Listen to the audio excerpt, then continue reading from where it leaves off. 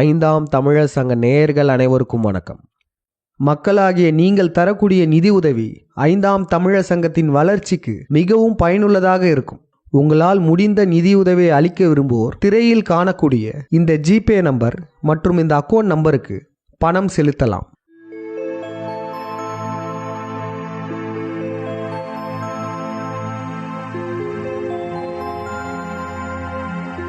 மனிதர்கள் நம்ம அன்றாட வாழ்க்கையில் பல வேலைகளை செஞ்சிட்ருக்கோம்.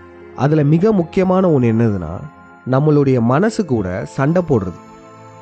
தினம் தினம் நம்ம மனசு கூட நம்ம போராடிக்கிட்டு தான் இருக்கோம். எது செய்யக்கூடாதுன்னு நினைக்கிறோமோ அதை செய்ய தூண்டுது. எதெல்லாம் தப்புன்னு நினைக்கிறோமோ அதை நோக்கியே நம்ம மனசு கூட்டிகிட்டு போகுது. நம்ம எல்லாருமே வெளியே நல்லவங்களா அமைதியாக இருந்தாலுமே கூட கெட்டதை நோக்கியே தான் எண்ணங்களை உருவாக்கிட்டே இருக்கு. புத்திசமில் நம்ம மனசை குரங்கு மனசுன்னுவாங்க. அப்புறம் நம்ம மனசை டெவில்னுலாம் சொல்லுவாங்க. அது ஏன் அப்படி இருக்கு? அது ஏன் நம்மளை கெட்டதை நோக்கியே கூட்டிகிட்டு போகுது? இப்போ நம்மளுடைய உடம்புல ஒவ்வொரு உறுப்புகள் இருக்கு. அந்த ஒவ்வொரு உறுப்புகளும் முக்கிய செயல்களை செஞ்சிட்டு இருக்கு. இப்போ நம்ம உடம்புல கால்கள் இருக்குன்னா அந்த கால்களுடைய வேலை என்னது? நடக்கிறது, ஓடுறது, இது எல்லாமே. இப்போ நம்ம உடம்புல கைகள் இருக்கு. அந்த கைகளெல்லாம் எதுக்கு பயன்படுத்துகிறோம்? ஏதாச்சும் பிடிக்கிறதுக்கு, தொடுறதுக்கு, சாப்பிட்றதுக்கு, கம்ப்யூட்டர் கீபோர்ட் டைப் பண்ணுறதுக்கு, இது எல்லாத்துக்குமே நம்ம கைகள் பயன்படுது. இப்போ நம்ம உடம்புல கிட்னி இருக்குல்ல, அதனுடைய வேலை என்னது? நம்ம ரத்தத்தை சுத்திகரிப்பு பண்ணுறது. இது போன்று நம்மக்கிட்ட இருக்க ஒவ்வொரு உறுப்புகளுமே ஒவ்வொரு செயல்களை செஞ்சிட்டு இருக்கு. ஆனால் இந்த மனசை மட்டும் பாருங்களேன், அது செய்கிற முக்கியமான வேலை நம்மளை தப்போ நோக்கியே கூட்டிகிட்டு போகிறது. நம்மளை ஏதாச்சும் ஒரு தப்பு செய்ய வைக்கிறது. எதை நம்ம சாப்பிடக்கூடாதுன்னு நினைப்போமோ அதை சாப்பிட சொல்லும். ஒரு சிலருக்கு சர்க்கரை வியாதி அதிகமாக இருக்கும். அவங்க இனிப்பே சாப்பிடக்கூடாதுன்னுவாங்க. ஆனால் அவங்களுக்கு அவங்களுடைய மனமானது இனிப்பை சாப்பிட்றதுக்கே தூண்டி விடும். ஒரு இடத்த பார்க்கக்கூடாதுன்னு சொல்லுவாங்க. நம்ம மனமானது அதை பார்க்க சொல்லி தூண்டி விடும். ஒரு செயலை செய்யக்கூடாதுன்னு சொல்லுவாங்க. நம்ம மனசு அதை நோக்கியே போகும். இப்போ எக்ஸ்ட்ரா மேரிட்டல் அஃபேர்ஸ்ன்னு இருக்குல்ல, முறையற்ற தகாத உறவு, கள்ளக்காதல், இதெல்லாம் இந்த காலத்தில் ரொம்பவே அதிகமாக தான் இருக்குது. மற்றவருடைய மனைவியவோ கணவனையோ காதலிப்பது தவறுன்னு நம்ம எல்லாருக்குமே தெரியும். அப்பயும் பல மனிதர்கள் அதில் சிக்கிக்கிறாங்க. ஏன்னா அவங்க மனமானது அதை செய்ய தூண்டி விடுது. ஒன்று தப்புன்னு தெரிஞ்சும் அதை செய்ய சொல்லுது. இப்போ எடுத்துக்காட்டுக்கு ஒரு சின்ன குழந்தை எரியிற நெருப்பை போய் தொட்டுருது. அது காரணம் என்ன? தொட்டா சூடுன்னு அதுக்கு தெரியல, தொடுறது தப்புன்னு அதுக்கு தெரியல. ஆனால் வளர்ந்த மனிதர்கள் நமக்கு அப்படி கிடையாது. நமக்கு எது சரி, எது தப்பு, எது நல்லது, எது கெட்டதுன்னு தெளிவாக தெரியும். அப்படி எல்லாமே தெரிஞ்சும் கூட நம்ம மனமானது நம்மளை கெட்ட செயல்களை செய்யவே தூண்டிக்கிட்டு இருக்கு. இதுக்கான தேவை என்ன? நம்ம மனசையே அப்படி பண்ணணும்? மனம் என்பது இயற்கையாக படைக்கப்பட்ட ஒன்று தானே. அதுலேயே இப்படி ஒரு செயற்கைத்தனம் இருக்குது. சரியாக கெட்டதை நோக்கியே நம்மளை கொண்டு போகுது. இதை பற்றி நம்ம தெரிஞ்சுக்கணுன்னா முதல்ல நல்லது கெட்டது என்னதுன்றதை தெரிஞ்சுக்கணும். நல்லதுனா என்ன, கெட்டதுனா என்ன? நல்லது கெட்டதை உருவாக்கியது யாரு? இயற்கையா? இயற்கையாகவே நல்லது கெட்டதுன்றதெல்லாம் உருவாயிருச்சா? கிடையாது. நல்லது கெட்டதை உருவாக்கியவர்கள், வகுத்தவர்கள் மனிதர்கள் தான். அதாவது நம்மளுடைய முன்னோர்கள் தான். நல்லது கெட்டது என்பது இயற்கைக்கு கிடையாது. இப்போ எடுத்துக்காட்டுக்கு ஒரு நாய், அதுக்கு காம எண்ணம் வந்தா தன் தாயுடனோ இல்லை அந்த நாய் கூட பிறந்த சகோதரிகள் கூடயோ அது உடல் உறவு வச்சுக்கும். ஏன்னா அந்த நாய்க்கு நல்லது கெட்டது தெரியாது. மனிதர்கள் அப்படி இல்லை. எது நல்லது, எது கெட்டது, எது செய்யணும், எது செய்யக்கூடாதுன்றதெல்லாம் நம்மளுடைய முன்னோர்கள் நமக்கு வகுத்து கொடுத்துட்டு போயிட்டாங்க. ஏன் இப்படி பண்ணோம்? நல்லது கெட்டதெல்லாம் உலகத்தில் இருக்கணுமாங்க? இதெல்லாம் மக்களுக்கு தேவையா அப்படின்னு கேட்டிங்கன்னா இந்த எடுத்துக்காட்டை பாருங்க. நாட்டில் ஒரு முக்கியமான பகுதி எப்பயுமே டிராஃபிக் ஆகிட்டே இருக்கும். அந்த டிராஃபிக்கை கண்ட்ரோல் பண்ணுறதுக்கு என்ன வச்சுருந்தாங்கன்னா டிராஃபிக் சிக்னல் வச்சுருந்தாங்க. அந்த சிக்னலில் சிகப்பு வந்தால் நிற்கணும், பச்சை லைட் எரிஞ்சால் வண்டி போகணும். ஆனால் கொஞ்சம் யோசிச்சு பாருங்களேன், இந்த டிராஃபிக் சிக்னல் இருக்குல்ல, இதை வண்டி ஓட்டுறவங்க யாருமே மதிக்கலை. அப்போ அந்த இடத்துல என்ன ஆகும்? டிராஃபிக் ஜாம் ஆயிரும். எந்த வண்டியாலையும் போக முடியாது. அப்போ இதுலேருந்து என்ன தெரியுதுன்னா, ஒரு விடயம் சரியாக செல்வதற்கு ஒரு ஒழுங்குமுறை தேவை. அந்த ஒழுங்குமுறை கிடையாதுன்னா அந்த இடத்துல எல்லாமே கொலாப்ஸ் ஆயிரும். நம் முன்னோர்கள் நல்லது கெட்டதை வகுத்ததே இதற்காக தான். நம் மனித இனத்தின் மேம்பாட்டிற்காக தான் நல்லது கெட்டதை உருவாக்கியிருக்காங்க. நம்ம மனித இனம் விலங்குகளுடன் வேறுபட்டு காண்பதற்கும் நம்ம இந்த ரூல்ஸை ஃபாலோ பண்ணுறது தான். நம்ம நல்லது கெட்டது எதுவுமே பின்பற்றலைன்னா நம்மளுமே விலங்காண்டிகளாக இருந்திருப்போம். இப்பயுமே இந்த உலகை ஆளும் இந்த வல்லாதிக்க சக்திகள் ஒழுக்கமற்றவர்களாக தான் இருப்பாங்க. வெளியே பார்க்க ரொம்பவே டீசெண்டான ஆளுங்க மாதிரி இருந்தாலும் மறைமுகமாக அவங்களுடைய செயல்பாடுகள் அனைத்துமே தீய செயல்களாக தான் இருக்கும். மனித உருவில் வாழும் மிருகங்களாக தான் இருக்காங்க. அப்போ இதுலேருந்துலாம் என்ன தெரிய வருது? நல்லது கெட்டது இயற்கையாக உருவாக்கப்பட்டது கிடையாது, மனிதர்களால் உருவாக்கப்பட்ட செயற்கையான ஒன்று. இது ஏன் உருவாக்குனாங்கன்னா, இந்த ஒழுங்குமுறை இருந்தால்தான் மனித இனம் மேம்படும். இந்த நல்லது கெட்டது என்பது ஒன்றே இல்லைன்னா நம்ம விலங்குகளாகவே இருந்திருப்போம். இப்போ நம்ம தலைப்புக்கு வருவோம். எதற்கு நம்மளுடைய மனம் தவறை நோக்கிய போகுது? அதுக்கான தேவை என்ன? மனசு தப்பு செய்ய தூண்டுதில்ல, தூண்டி அந்த தப்பை செய்ய வைக்குதில்ல. அது எப்படி நம்ம அதால் முடியுது? அதுக்கு ஒரு எடுத்துக்காட்டை யோசிச்சு பாருங்களேன். நீங்கள் பஸ்ஸில் பயணிச்சிட்டு இருக்கீங்க. உங்களுக்கு ஒரு பண கஷ்டம் இருக்குது, பண தேவை இருக்குது. அந்த பணத்துக்கு என்னடா பண்ணலான்ட்டு இருக்கீங்க. அப்போ என்ன ஆகுதுன்னா, உங்களுக்கு பக்கத்தில் இன்னொருத்தவங்க இருக்காங்க. அவங்க ஒரு குழந்தை வச்சுருக்காங்க. அந்த குழந்தையுடைய தங்க செயின் கொக்கி சரியில்லாமல் கீழே விழுந்துருச்சு. உங்களுக்கு பக்கத்தில் உள்ளவங்க அதை பார்க்கல, அதை கவனிக்கல, நீங்கள் மட்டும்தான் அதை பார்த்துருக்கீங்க. இப்போ அவங்களுமே எந்திரிச்சு போக போகிறாங்க. இந்த சமயம் அந்த மனசு எப்படி திரும்ப வேலை செய்யும்?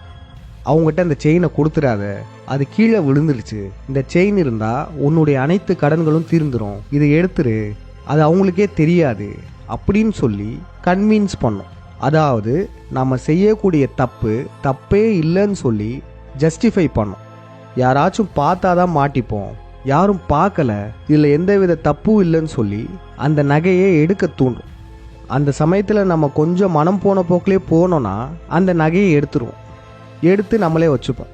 ஆனால் இதுவே நம்ம தனியாக சிந்திச்சு பார்த்தோன்னா, இல்லை இது ரொம்ப தப்பான விடயம், இது நம்ம அவங்ககிட்டே கொடுத்துடலான்னு சொல்லி நம்ம கொடுத்துரும். அப்போ நம்ம மனம் எப்படி வேலை செய்யுது? நம்மளை ஒரு தப்பு செய்ய தூண்டுதில்ல, தூண்டும் போது அது தப்பு இல்லை நல்லதுன்னு சொல்லி நம்மளை கன்வின்ஸ் பண்ண பார்க்குது. இதெல்லாம் தப்பே இல்லைன்னு சொல்லி நம்மளை நம்ப வைக்குது. மனிதர்கள் ஒவ்வொரு முறை தவறு செய்யும் போதும் இதுதான் நடக்கும். அது தவறுன்னு அவங்களுக்கு கிளியராக தெரிஞ்சாலுமே அந்த செய்கிற அந்த சமயத்தில் அது தப்பு இல்லை, அது சரிதான்னு நம்ம மனசு அதை நம்ப வைக்கும். அப்போனா பார்த்துக்கோங்களேன், தப்பு செய்கிற ஒவ்வொருவருமே அது சரின்னு நினச்சி தான் செய்கிறாங்க. நம்ம கூட நிறைய பேரை பார்த்துருப்போம். ஏன் இந்த தப்பு செஞ்சேன்னு நம்ம கேட்கும்போது அதை ஒத்துக்காமல் அதுக்கு ஜஸ்டிஃபிகேஷன் பண்ணுவாங்க, அதை நியாயப்படுத்துவாங்க. நான் இதுக்காக தான் இந்த தப்பு செஞ்சேன், ஏன் சூழ்நிலை வேற அப்படின்னு சொல்லி அவங்க செய்த தவறை நியாயப்படுத்துவாங்க. அப்போ இதுலேருந்து என்ன தெரிய வருது? நம்ம ஒரு தப்பு செய்யணும்னா கூட நம்ம மனமானது அது தப்பு இல்லை நல்லதுன்னு சொல்லி தான் நம்மளை அந்த தப்பை செய்ய வைக்குது. நம்ம குடும்பத்தில் சொந்தக்காரங்களாம் பார்த்தீங்கன்னா ஒரு சிலர் நம்ம கூட சண்டை போட்டிருப்பாங்க. சொத்து தகராறு இருக்கும். சொத்து தகராறுனா என்ன? சொத்தை பிரிக்கிறதுல ஏதோ ஒரு பிரச்சனை இருக்கும். இல்லை 2 தரப்பு இருந்தனா ஒரு தரப்பு அவங்க பண்ணுறது தப்புன்னு அவங்களுக்கும் நல்லாவே தெரியும், நம்ம சொந்தக்காரங்களுக்கு நல்லாவே தெரியும் அவங்க தப்பு பண்ணுறாங்கன்னு. இருந்தாலுமே அவங்க அந்த தப்பை உணராமல் நம்ம கூட சண்டை போட்டுகிட்டே இருப்பாங்க. இதுக்கு காரணமும் முன்னாடி சொன்னது போல தான், அவங்க செய்கிறது தப்புன்னு அவங்களுக்கு தெரியும். ஆனால் அவங்க மனமானது அது தப்பே இல்லைன்னு சொல்லி அவங்கள நம்ப வைக்கும். நீ செய்கிறதெல்லாம் சரிதான், நீ உஷாராக இருக்க, அவன் ஏமாலியாக இருக்கான், நீ இப்போ விட்டு கொடுத்தனா நீ ஏமாலி ஆயிடுவ அப்படின்லாம் சொல்லி அவங்கள கன்வின்ஸ் பண்ணி அவங்க செய்கிறது தப்பே இல்லைன்னு சொல்லி அவங்கள நம்ப வச்சுருக்கோம்.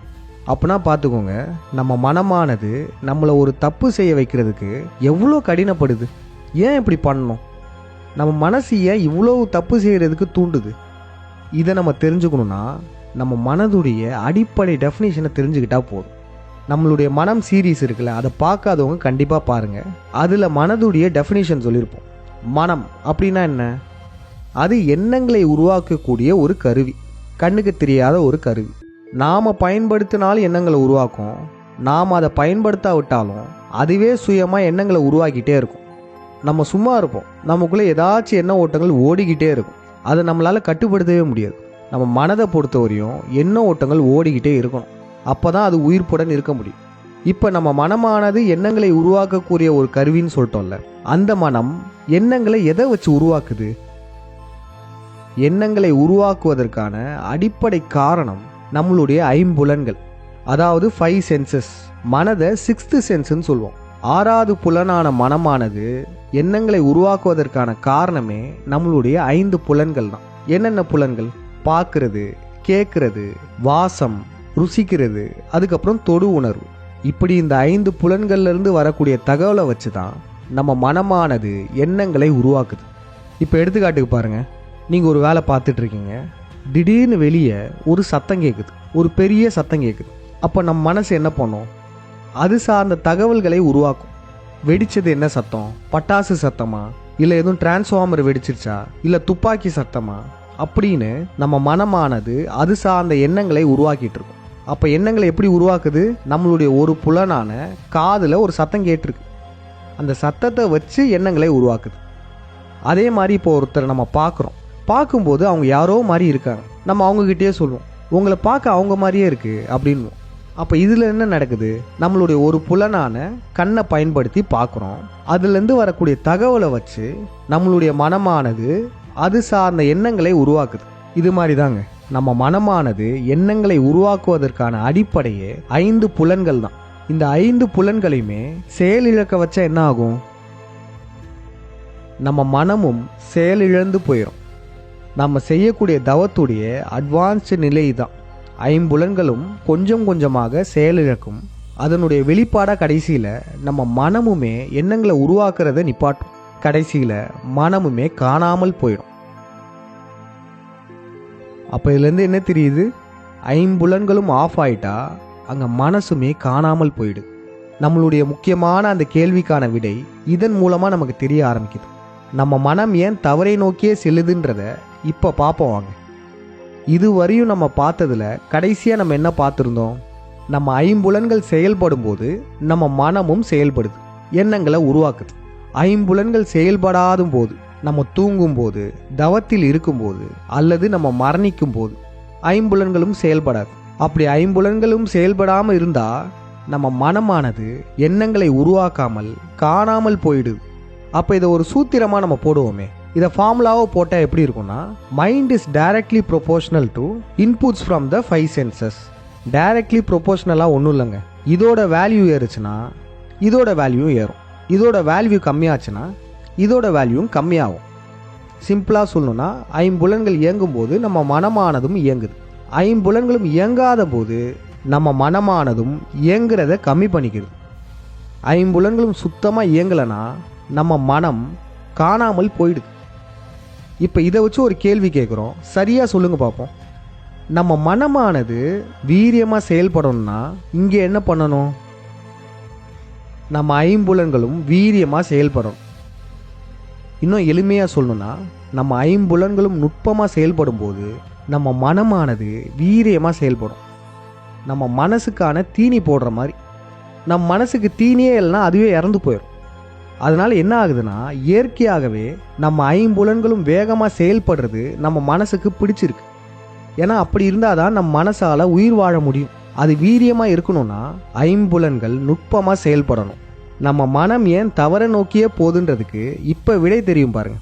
நம்ம மனம் ஏன் தப்பு செய்ய தூண்டுதுன்னா, தப்பு செய்யும் போது நம்ம 5 புலன்களும் நுட்பமாக வேலை செய்யும். இப்போ எடுத்துக்காட்டுக்கு ஒரு திருடன் திருட போகிறான். அந்த சமயத்தில் அந்த திருடனுடைய மனநிலை எப்படி இருக்கும்? அவனுடைய 5 புலன்களை ரொம்பவே நுணுக்கமாக பயன்படுத்துவான். யாராச்சும் வராங்களான்னு பார்ப்பான், ஏதாச்சும் சத்தம் கேட்குதான்னு கேட்பான், பொறுமையாக நடந்து போவான். இப்படி ஒருத்தன் திருடும்போது அவனுடைய புலன்கள் நுட்பமாக வேலை செய்யும். நீங்கள் எந்த தப்பாக வேணால் எடுத்துக்கோங்க, எந்த தவறு செய்தாலுமே நம்மளுடைய புலன்கள் நுட்பமாக பயன்படுத்துவோம். அதுக்கான காரணம் நம்ம வெளியே மாட்டிக்க கூடாது. நம்ம வெளியே மாட்டிக்க கூடாதுன்றதுக்காகவே ரொம்ப கேர்ஃபுல்லாக தப்பு செய்வோம். இதனுடைய விளைவு தான் நம்மளுடைய மனமானதும் தவறையே தேர்ந்தெடுக்குது, நம்மளை தப்பு பண்ண தூண்டுது.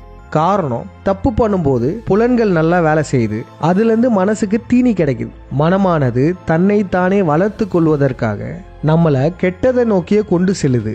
நம்ம கெட்ட செயல்கள் செய்யும் போது தான் நம்ம 5 புலன்கள் நுட்பமாக வேலை செய்யுது, நம்ம மனசுக்குமே அதிகப்படியான தீனி கிடைக்குது. இப்போ எடுத்துக்காட்டுக்கு பான் அடிக்ஷனில் இருக்கவங்க ஆபாச படங்கள் பார்க்கும்போது அவங்களுக்கு புலன்கள் எப்படி வேலை செய்யும்? யாருக்கிட்டையும் மாட்டிக்க கூடாது அப்படின்னு ரொம்பவே கவனமாக இருப்பாங்க. இது போன்று எந்த தவறாக இருந்தாலும் சரி, அந்த தவறை செய்யும்போது நம்மளுடைய 5 புலன்கள் ரொம்பவே வேகமாக வேலை செய்யும். அதுதான் நம்ம மனசுக்கு போடுற தீனியும் கூட. அதிகப்படியான எண்ண ஓட்டங்கள் வர்றது நம்ம மனசுக்கு ரொம்ப பிடிச்சிருக்கு. இந்த காரணத்தால தான் நம்ம மனசுக்கு தவம் பண்ணுறதே பிடிக்காது. ஏன்னா தவம் பண்ணும்போது இதற்கு எதிர்மறையாக நடக்கும். எண்ண ஓட்டங்களை குறைப்பது. நம்ம 5 புலன்களுக்கும் எந்த ஒரு வேலையும் தராமல் சும்மா உக்காந்துருக்குது. இப்படி நம்ம தவத்தில் இருக்கிறது நம்ம மனசை கொல்வதற்கு சமம். அதனால தான் நம்ம மனமானது தவம் செய்வதற்கு நம்மளை விடவே விடாது.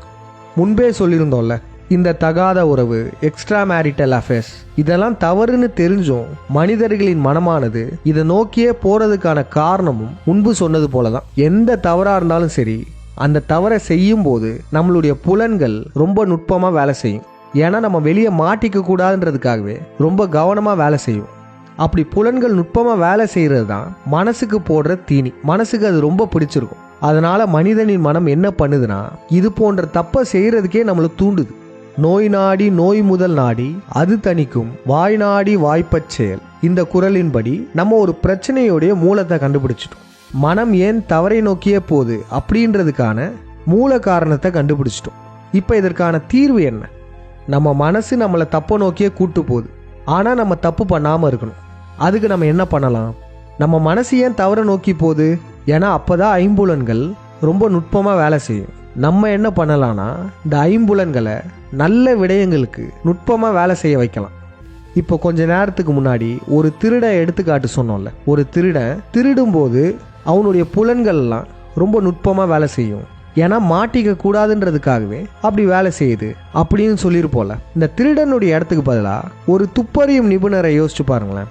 ஒரு டிடெக்டிவ் ஒரு உண்மையை கண்டுபிடிக்கணும், யாருக்கும் தெரியாமல் போய் கண்டுபிடிக்கிறார். அப்போ அவருடைய மனநிலை எப்படி இருக்கும்? அந்த திருடனுடைய ஐம்புலன்கள் எப்படி வேலை செஞ்சதோ அதே போல தான் இவருக்கும் வேலை செய்ய போகுது. ஆனால் இது ஒரு நல்ல விடயத்துக்காக பயன்படுது. இப்படி நம்ம ஐம்புலன்களை நல்ல செயல்களில் நுட்பமாக பயன்படுத்தும் போது நம் மனசுக்கான தீனியும் கிடச்சிருது. நம்ம கெட்ட வழியில் போகிறதுக்கான தேவையுமே இருக்காது. நம்ம மனதை பொறுத்தவரையும் நல்லது கெட்டதெல்லாம் தெரியாது. நம்ம ஐம்புலன்கள் வேகமாக வேலை செஞ்சால் அதுக்கு பிடிக்கும். இப்போ நம்ம ஓடி ஆடி விளையாடுறோம்ல, விளையாடும் போது நல்லா கவனிங்க, நம்ம மனசுக்கு அது ரொம்ப பிடிச்சிருக்கும். ஏன்னா நம்மளுடைய புலன்கள்லாம் அதில் நுட்பமாக வேலை செய்யுது. அப்போ நம்மளுடைய மனம் தவறை நோக்கி செல்வதை தடுப்பதற்கு என்ன பண்ணலாம்? நம்மளுடைய ஐம்புலன்களை நல்லது செய்வதற்காக பயன்படுத்தலாம். அதுவும் நம்ம சும்மா நல்லது பண்ணக்கூடாது, போர் அடிக்கும். ரிஸ்க் எடுத்து நல்லது பண்ணணும். அது நம்மளுடைய மனசுக்கு ரொம்பவே பிடிச்சிருக்கும். இப்போ நாட்டை காப்பாற்றுற இராணுவ வீரர்கள்லாம் இருக்காங்கள்ல, அவங்களாம் பாருங்க, அவங்களுடைய உயிரை பணயம் வைத்து மக்களுக்கு நல்லது செய்கிறாங்க. நம்ம ரிஸ்க் எடுத்து நல்லது பண்ணும்போது நமக்கு மன நிறைவு கிடைக்கும். நம்ம கடவுளர்கள்லாம் பாருங்களேன், இந்த சமுதாயம் எப்படி போனால் எனக்கு என்ன அப்படின்னு சொல்லிட்டு அமைதியாக இல்லை. அவங்க எல்லாருமே ரிஸ்க் எடுத்து நல்லது செஞ்சுருப்பாங்க. நம்ம முருகன் குமரி கண்டத்திலிருந்து மக்களை காப்பாற்றினதாக இருக்கட்டும், ராவணன் ராவனை எதிர்த்து போர் செய்து வெற்றி அடைந்ததாக இருக்கட்டும், மற்றும் நம் கருத்தினன் பஞ்சபாண்டியர்கள்லாம் மகாபாரத போர் செய்து சகுனியிடமிருந்து நம் நாட்டை காப்பாற்றினதாக இருக்கட்டும், அப்புறம் நம்ம கடவுளர்கள்லாம் கண்டுபிடிச்ச விஞ்ஞானமாக இருக்கட்டும், இவைகள் அனைத்தையுமே பார்க்கும்போது அவங்க எல்லாருமே ரிஸ்க் எடுத்து நல்லது பண்ணியிருக்காங்கன்றது நமக்கு தெரிய வருது. நாம் நல்ல செயல்களை செய்வதற்கு நம் ஐம்புலன்களை பயன்படுத்தும் போது இயல்பாகவே நம் மனமானது கெட்டதை நோக்கி செல்லாது, தவறுகள் செய்ய தூண்டாது. இப்போ கடைசியாக உங்கள் எல்லாருக்கும் ஒரு நடைமுறை பயிற்சி. தினம் தினம் உங்களுடைய மனம் ஏதோ ஒரு தவறை செய்ய சொல்லியே தூண்டுதில்ல, அது என்ன தவறாக வேணா இருக்கலாம். அப்படி தூண்டும் போது நீங்கள் உங்களுடைய மனசை கவனிங்க. உங்களுக்குள்ள ஒன்று பேசிக்கிட்டே இருக்கும், இதை பண்ணுன்னு சொல்லிக்கிட்டே இருக்கும். அதை நீங்கள் கவனிக்கணும். அதை நீங்கள் தடுக்கக்கூடாது, அதை நீங்கள் கவனிக்கணும். அப்படி நீங்கள் கவனிக்கும் போது என்ன கேட்கும்னா, உங்களுக்குள்ள ஒரு குரல் இல்லை 2 குரல் கேட்கும். ஒன்று கெட்டதை மட்டுமே சொல்லும், ஆனால் இன்னொரு குரல் கெட்டது பண்ண வேணான்னு சொல்லும். 2 குரல்களுக்கும் நடுவில் சண்டை நடக்கும். நீங்கள் என்ன பண்ணுறீங்கன்னா, உங்களுக்குள்ளே கேட்குற குரல்களை கவனிங்க. 2 பேர் சண்டை போடுவாங்க, அதை மட்டும் கவனிங்க. அப்படி நீங்கள் கவனிக்க என்ன நடக்கும்னா, உங்களுடைய மனம் போன போக்கில் நீங்கள் போக மாட்டீங்க. அது தப்பு செய்ய தூண்டுனாலுமே நீங்கள் அதை செய்ய மாட்டீங்க. அது மட்டும் இல்லாமல் ஒரு சூழ்நிலையில் சரியான முடிவெடுத்தல், டிசிஷன் மேக்கிங் ஸ்கில் உங்களுக்கு மேம்படும்.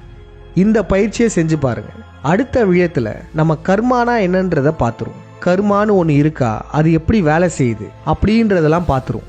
இந்த விழயத்தை முடிஞ்ச அளவு அனைவருக்கும் பகிருங்கள். இந்த விழயத்தில் நாம் சொன்ன இந்த உண்மை உலகில் உள்ள அனைத்து மக்களுக்குமே போய் சேரணும். மக்களாகிய நீங்கள் தரக்கூடிய நிதி உதவி 5ஆம் தமிழர் சங்கத்தின் வளர்ச்சிக்கு மிகவும் பயனுள்ளதாக இருக்கும். உங்களால் முடிந்த நிதியுதவியை அளிக்க விரும்புவோர் திரையில் காணக்கூடிய இந்த ஜிபே நம்பர் மற்றும் இந்த அக்கௌண்ட் நம்பருக்கு பணம் செலுத்தலாம். நன்றி, வணக்கம்.